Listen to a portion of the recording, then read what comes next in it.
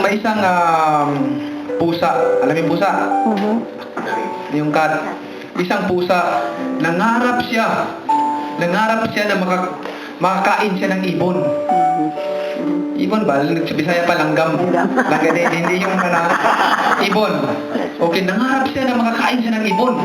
Pero, paano siya makakain ng ibon na ang ibon lumilipad?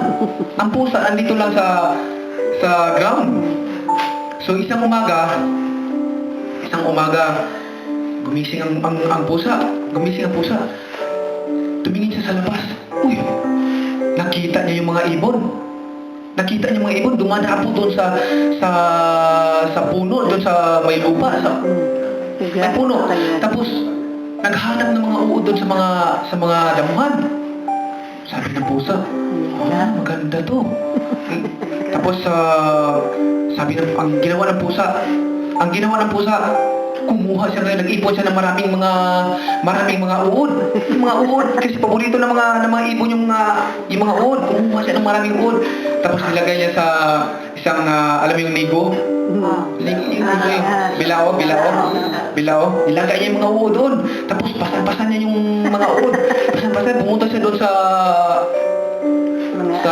may puno na dinadapuan ng mga may damuhan na dinadapuan ng mga ibon. Nakita ng mga ibon. Uy, maraming lumipad sila doon. Tapos nung nakita nila yung pusa, uy, lumipad balik kasi natakot sila sa pusa, nakainin sila. So sabi ng mga ibon, lipad, balik sila ulit. Sabi ng pusa, ibon, para naman talaga to sa inyo itong mga uod na ito.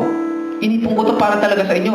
Sabi ng ibon, para sa amin yung uod na yan. Pero kainin mo naman ako. Sabi ng ibon. Sabi ng pusa, ay hindi. Ganito. Ano lang naman sa akin eh. Sige. Isang balahibo, isang uod. Sabi ng pusa, isang balahibo, isang uod. Sabi ng ibon, okay yan Okay, so bunot ng pakpak yung ibon, yung pusa, tapos kain siya isang uod. Tapos nasarapan yung ibon kasi sariwa yung mga uod eh. Buhay na buhay. Tapos balik siya ulit. Bunot ulit. Kahit, ang sarap talaga. Ang sarap ng mga uod kasi gumagalaw pa eh. Gustong-gusto ng mga ibon yun. Lipad ulit. Balik ulit hanggang sa patagal. Parami ng padami kasi gutom sila eh. Umaga eh. Tapos, hindi napansin ng ibon na naubos na pala yung balahibo niya. Hindi niya napansin. Hindi na ngayon siya makalipad. Pag ano, hindi na siya makalipad. Sabi ng pusa, ayan, matalino ka talaga, ibon. Alam mo na kakainin talaga kita.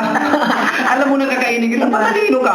Alam mo na kakainin kita. Yun, nakain lang yan. Nakain ng mo pusa. na sa balay-bulan ako. Ngayon, ladies and gentlemen, ang galing.